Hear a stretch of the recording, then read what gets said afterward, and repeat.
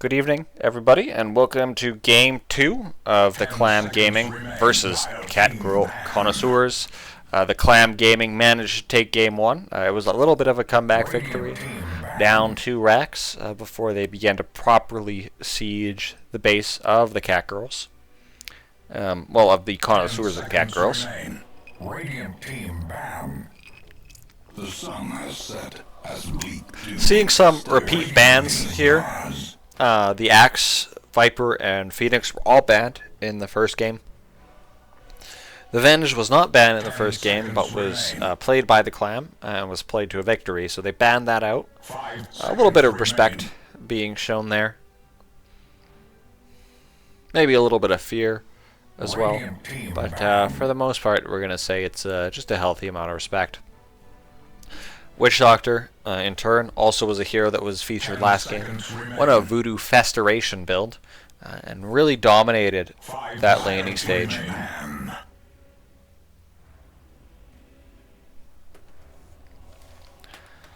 The Ursa ban, 10 seconds remain. reasonably good carry. Not something I think that would be picked in the first two, maybe something you would save till later on. But if you want to sort of set the tone for the game, that might be a hero that's worth banning out. Team's already eating a little bit into their reserve time. And the Tinker ban again, that must be something unique to the Clam. Because, again, I said this last game, that hero was trash. The Weaver first pick, that is a strong hero, can be played in basically any position. So picking this first gives up absolutely nothing about their draft. In turn, they pick the Pudge. Last game, the Pudge was played by TC on the support role. I anticipate it'll be the same, because he did quite a good job. Missed 1 or 2 hooks, but nonetheless, hit them when it counted. 10 seconds remain. 5 seconds remain. Pisces FL, I don't know who you are, but yeah, if you would like to, feel free to send me a message on Discord. My name should be Isaac Han on the RD2L EST Discord.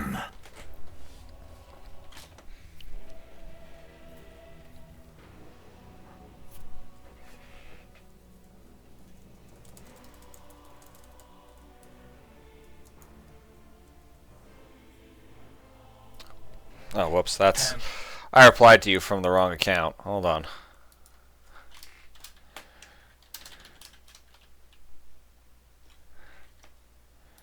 There we go, he has messaged me on Discord.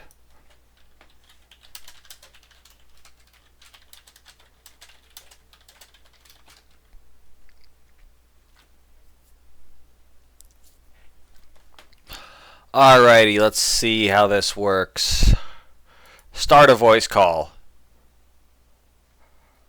Hopefully he picks up. Hello. Howdy. Would have been super embarrassing. Anyways, I'm not sure if you could see... Oh, you probably can't see the draft the same way I can. I will share my screen. Yeah, I There should we have hopped go. in earlier. I didn't make it to the lobby in time. No, that's absolutely fine. Alright.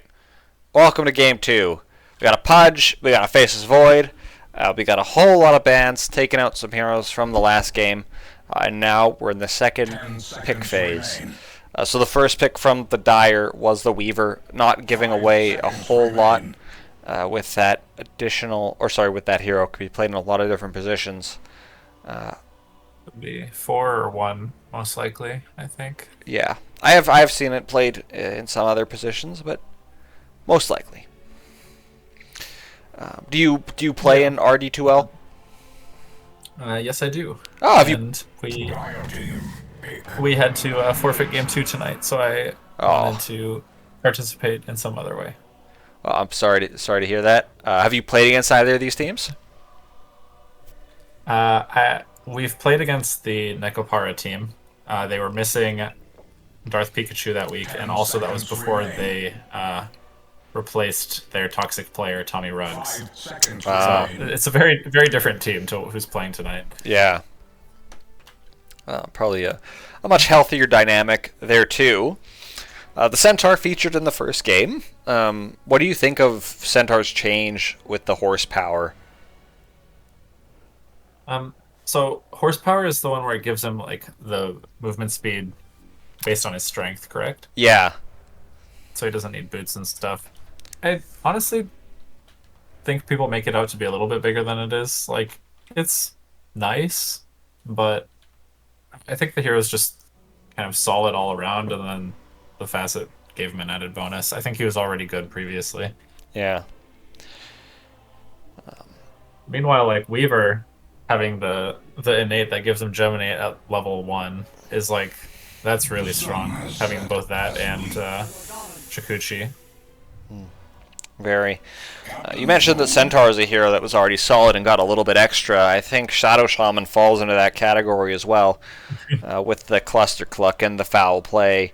Have you tried the Large Serpent 10 Ward? seconds remain. I haven't tried it personally, but anytime I play against it, that thing does so much damage. It's Yeah. crazy. No, it is. It's an interesting way to build. I don't know. Have you gotten to play it? No, usually when I'm playing with friends, I'm. Yeah, I don't play a lot of Shadow Shaman, but usually when I'm playing with friends, I'm playing other things. The Grimstroke and the Underlord. So I think this broadcasts pretty clearly what their lanes are. I think we're looking at Grimstroke and Void top, and then a Pudge Underlord in the off lane. 5 I think seconds remain. Underlord's Cleave has a new dynamic as a hero, but a lot of what I've seen in pro play is them going for that those Necronomicon units popping out of the alt. The Abyssal Horde. Yeah. Yeah. Although, in this case, I think if I had to guess, that might be a Giggles hero, so going mid rather than off lane. Mainly because I feel like this team will always save last pick for their Immortal clan. Well, they have multiple Immortals now, but clan usually saves last pick so he can grab a counter pick. And Giggles is an offlane player typically, so he likes some of these like Axe, Underlord. What did he play last game? He also played like a tanky. Last game, I believe he played Sand King in the mid lane. That was Arctes playing Sand King Oh. like safe lane, right? Yeah, then he would have played Centaur off lane. Yeah. So, yeah, Centaur in the mid lane, right? No, he played it off lane. They put the Sand King. Sand King was their middle. Oh, interesting. So that maybe I don't know the roles for this team. Well, Giggles was definitely the offlane player. Maybe when you've played against him in the past, he played sort of offlane heroes mid. 5 seconds remain. Do you like the Clinks pick here? The sun has set as bleak I mean, doom stirs against between Void, the stars. obviously, as long as the Void doesn't take time zone, it's pretty susceptible to getting caught. Because there's root from the Underlord. If he gets Soulbind to like one of his teammates, that's not a huge deal because they have Stampede. But getting Chronoed, like 5 seconds remain. they have no save on Dire currently. So I don't know if I love the Clinks pick, but I still think the Dire draft is probably better right now.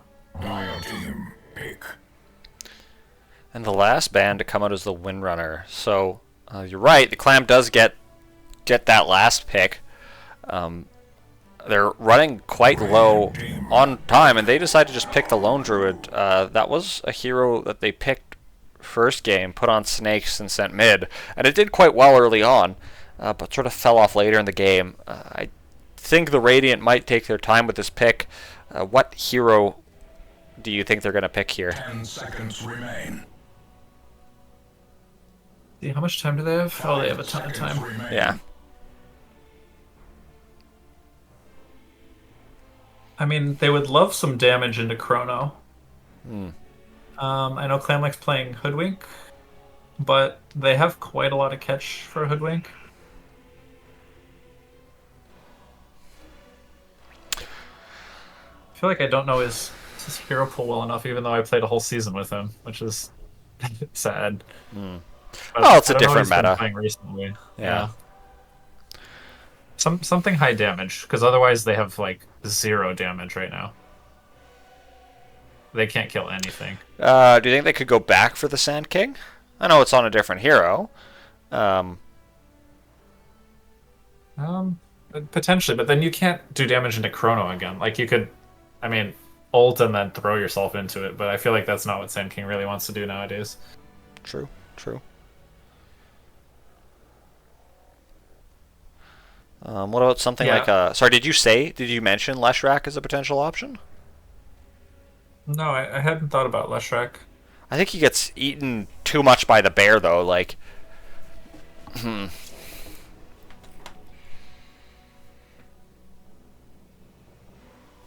certainly some interesting options. Maybe they also want something that provides them with a little bit of initiation and jump, because you don't really want the Void going in first. What about something like a Magnus?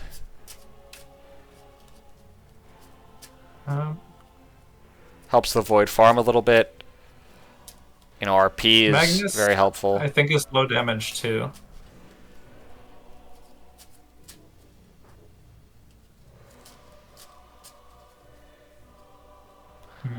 I'm gonna go with Magnus. That's gonna be my pick. Oh, Spirit Breaker. Okay. Spirit Breaker. Okay. Interesting. So, support Pudge. Oh, is that a support faceless Void? Because Pingling, yeah, last game was playing Alchemist as a support. No, but now he goes Temporal Impunity. He goes back to time. He's being indecisive with it. But Clam is playing a core Grimstroke, it looks like. We're going to have a mid Spirit Breaker. Alright, well this is looking like it's going to be a very interesting lineup. Yeah, I haven't seen enough of this Grimstroke core to know how much damage it does. But it could be interesting. From what I've seen, if you get the proper talents, you can do a lot. With, you know, just throwing out the proper ink swells and... Not ink swells, sorry. Brush strokes. Whatever those things are called. Oh my god. I play this hero. What's it called? Now I don't feel so bad for forgetting Stroke myself. of Fate. Okay. The Strokes of Fate. Alright. Yeah. He did take the Instigate talent though, right? The one where you can manual detonate? It looks like he did Oh not. no, he took went Fine Art, so he can curve it. at a bonus 65 damage per target. So, introducing the lineups here, we have Clam playing that core Grimstroke, Pingling playing the support Void. We got TC up on that Pudge. Again, that's a repeat from game 1. Cinder is going to be playing on that Underlord. Looks like he'll be going for a carry build, and Giggles playing the Spirit Breaker. So the off-lane Spirit Breaker, it seems. Clam's picked up items that at least indicate he's looking for more base damage to go middle. Meanwhile, in the Dire, Space Cowboy going to be playing on the Weaver. A strong support hero. Bearcat, the carry player, playing on the Clinks. He has gone for the suppressive fire.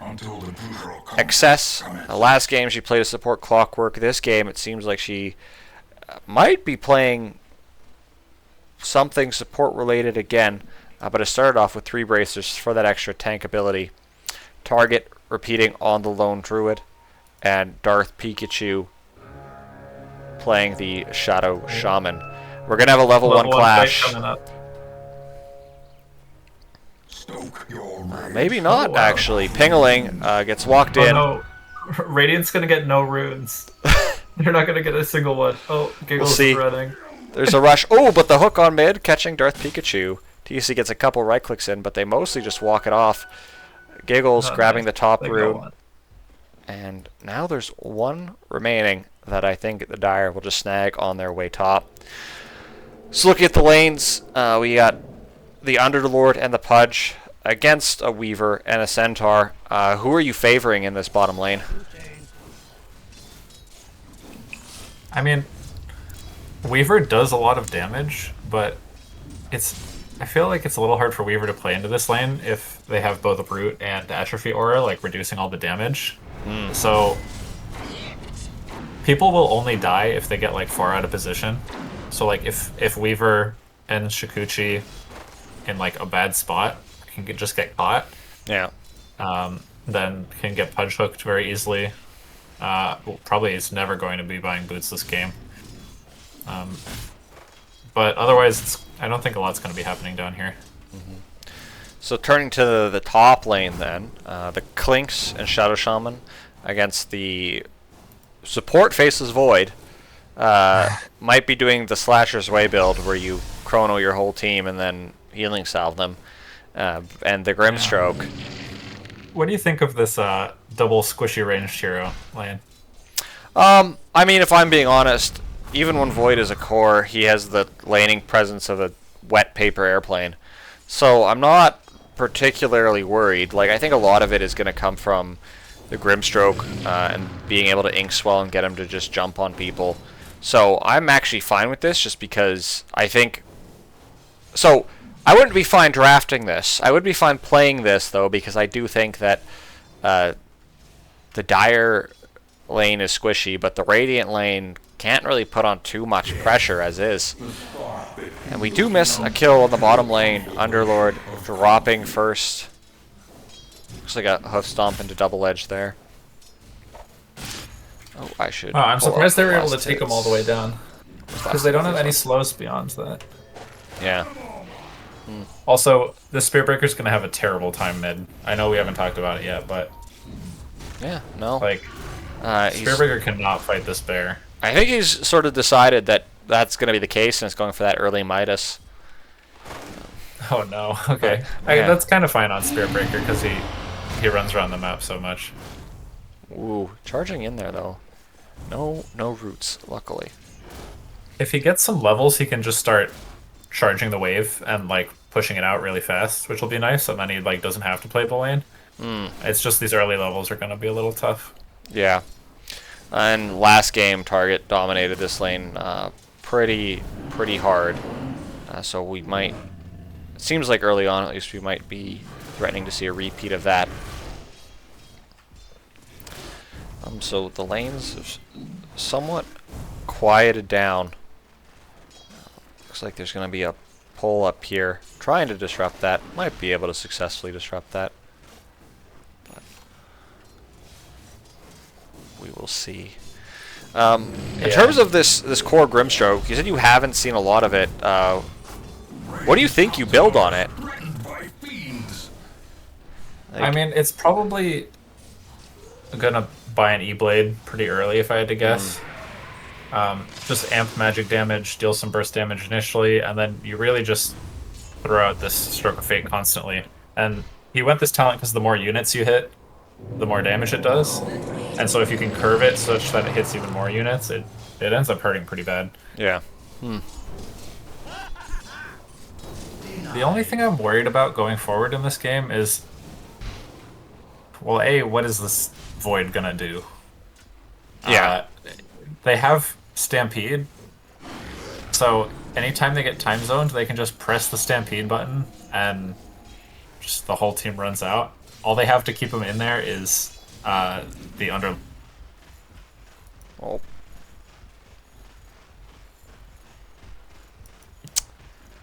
Sorry, I think I dropped you for a second. Oh, let's see. Oh, I have to reconnect. What the heck? Yeah, I think your internet might have. Yeah, crapped quick itself for a blip. moment.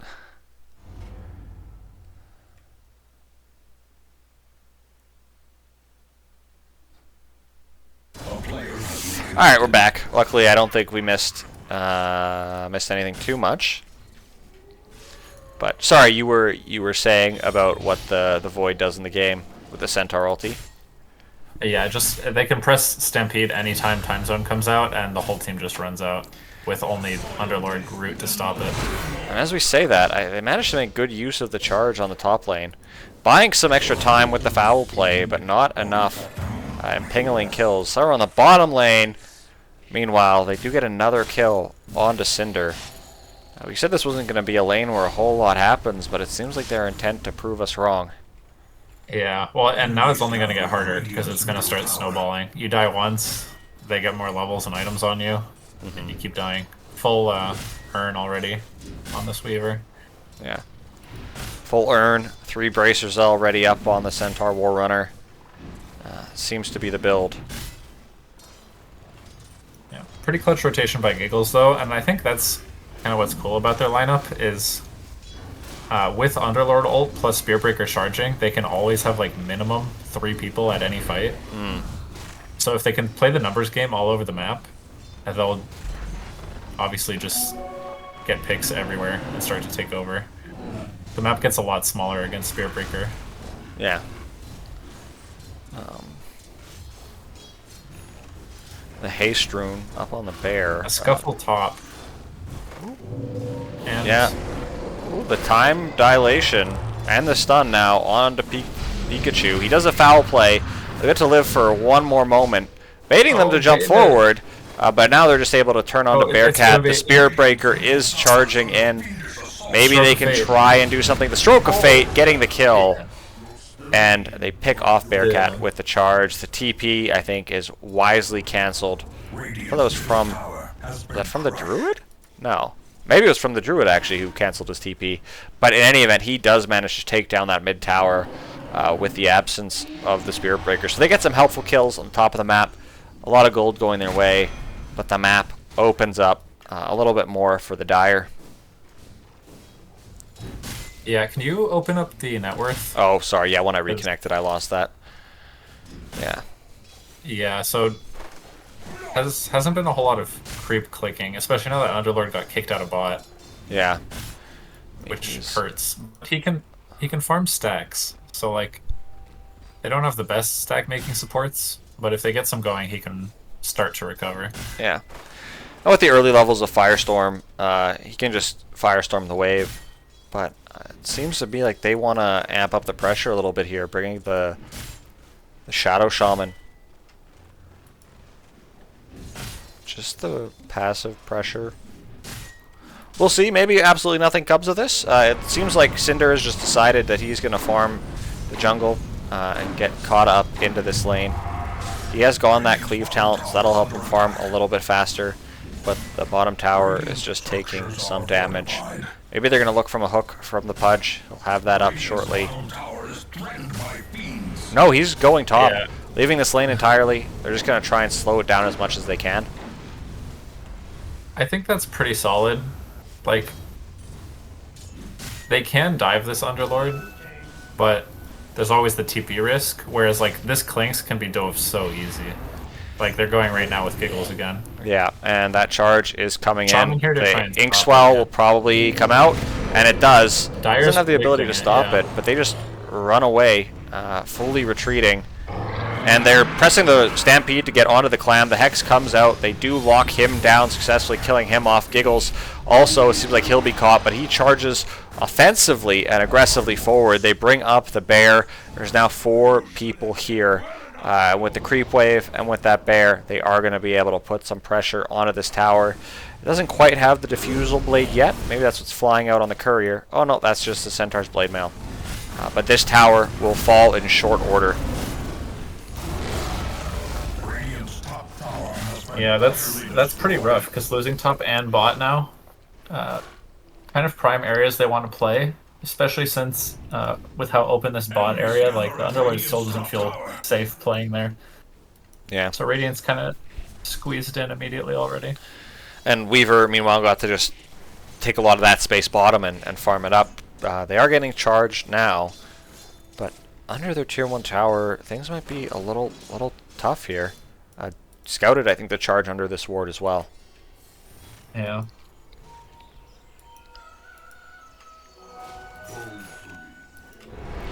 So, Carry Underlord, he's not showing us any items at the moment. He does have his mana boots flying out, but what are his next few steps? I mean, so like I mentioned earlier, I still think they're pretty low damage. And they are going on to the Centaur. Ever killing this. Yeah. How are they ever not, going to kill this centaur? not having a whole lot of damage. They do pop that time void, time zone rather, but they do just turn around and grab the Spirit Breaker. They are losing the life of the Shadow Shaman, and Excess ulting to run away. Does manage to pull some distance, but Giggles charges after him. The stun missing on both of them, but no bashes, so they're both able to just walk away. On the other side of the fight, Target being scouted by Pingling, but I don't know if that's a target Pingling wants to go for. They do manage to kill Giggles. Space Cowboy runs in, gets the kill, and time lapses to safety. I mean, I know they got the kill on the Shaman, but that almost still went better than I expected for Radiant. Like that, I think that was just like a sneak preview of how fights are going to go for the rest of the game. Where it's like, it's hard for them to lock onto a target to do enough damage. Yeah. And as for what the Underlord's going to build, honestly, I don't know. Like, it looks like he's going straight for Ags. Yeah, I don't think that's the build.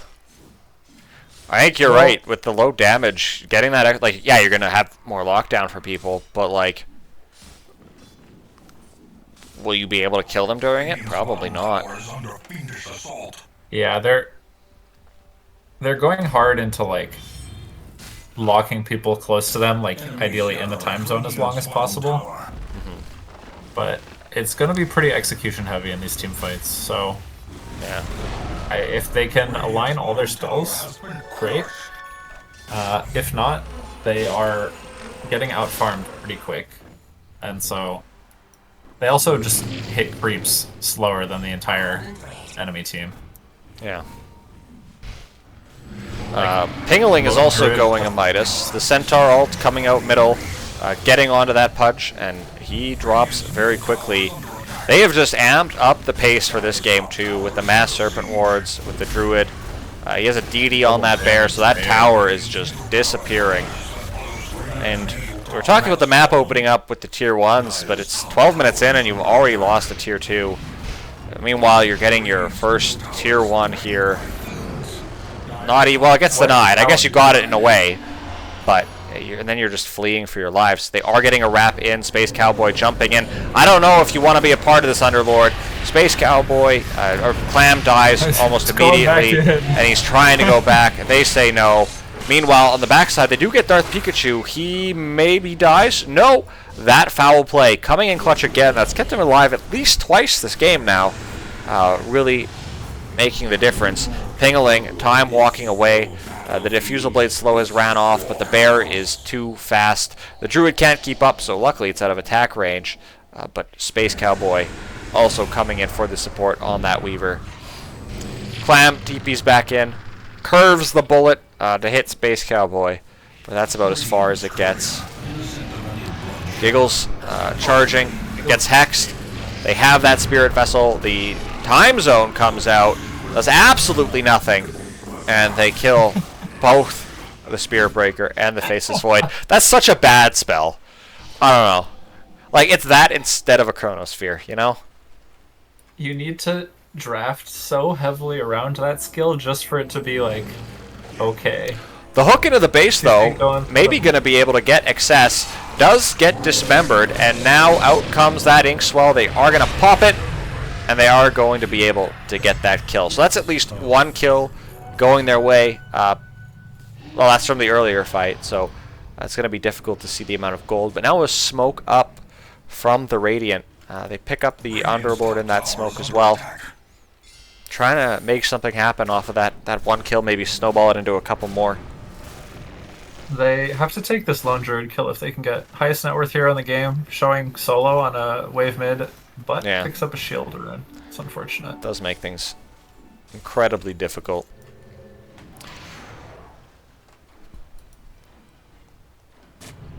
But yeah, Darth Pikachu, she ended up just running behind in that big team fight because she knew like her team was already wiping the rest. Yeah. To end up picking up another kill on the Pudge and then almost catching the Void. Even if she dies, it's like absolutely fine. Yeah, it's just trying to punish them as bad as you can for like taking a bad team fight. Yeah, and I mean the deficit is 7k. right? But it's, worse than that because you got 2 heroes with Midases, right? So even though they do benefit from attack speed, that's 2k or 2k on each hero that's being put into not the most helpful of things. And out comes the Centaur ulti. They're very easily able to catch the Spirit Breaker, and he dies first. And now we just see a repeat of what happened mid. The Serpents are dropped on this bottom tower. They don't have the Druids, so it takes them a little bit longer. But it's going to die nonetheless. I think it's, yeah, I mean, obviously it's rough for Radiant at this point. If they could get some deep wards, you could start getting some long charges from Spirit Breaker just to kill any incoming waves, get some farm, and then you get that speed boost from, I think it's Bull Rush is the facet. Yeah. And then just get out of there. Oh, this is a disaster. 2 They're kills just chasing them all on over the the top map. lane. Yeah. And you talked about the Radiant having that global lineup and being able to put on the pressure, but whenever you meet the enemy heroes, you die. It's a little tough. Yeah, they don't even... I mean, right now, because Dire's running around as 5, the benefit of their global lineup isn't even there. Because, if they do TP in, they're just going to get a regular team fight, and they're so much weaker right now. Yeah. And, we saw just how weak they were with the Weaver almost killing off the Underlord there in that mid lane, living on a sliver of HP. And now with that, the Underlord can't defend top, and they easily take that tier 2.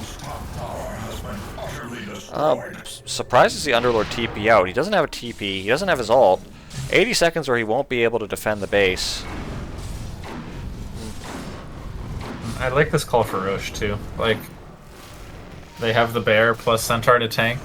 They have a decent physical lineup. I think Shaman Wards probably are coming off cooldown soon-ish. I know they just used them bot. Yeah, cooldown right there. And we also haven't seen much of this Clinks this game. I feel like we've seen a lot of the Bear, we've seen a lot of the Centaur, but they've been winning these fights, and I think Clinks has been able to just sort of sit back, relax, and collect net worth. Yeah, especially after getting killed, 3 times in lane? And it's now top net worth? It's as if it didn't even happen.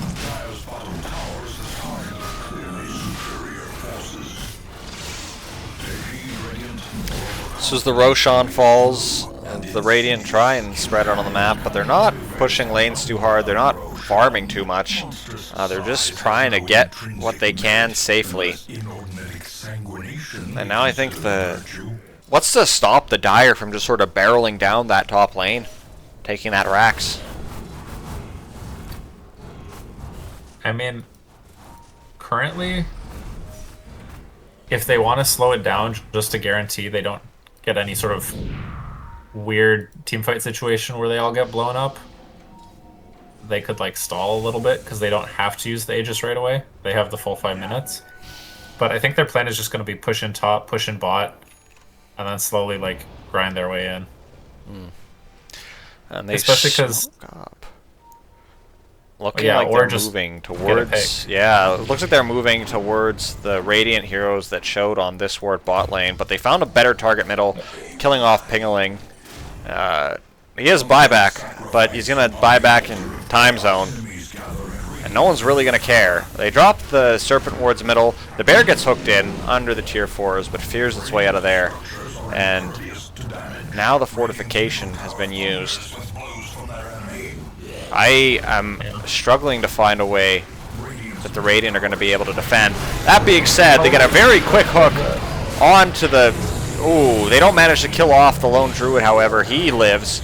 The Bear is still just rooted. They do finally kill him off with the abilities from that Grimstroke. Now they're seeming to just pick them off one by one. That's just the Aegis from the Clinks, but they've killed off the Centaur as well. Space Cowboy charging in. Clinks is going to be able to do a lot of damage to Cinder, but Cinder now is able to walk away. Space Cowboy being charged on that Weaver. He gives up the charge, turning instead onto Darth Pikachu. I don't think that'll be able to save. Foul play will save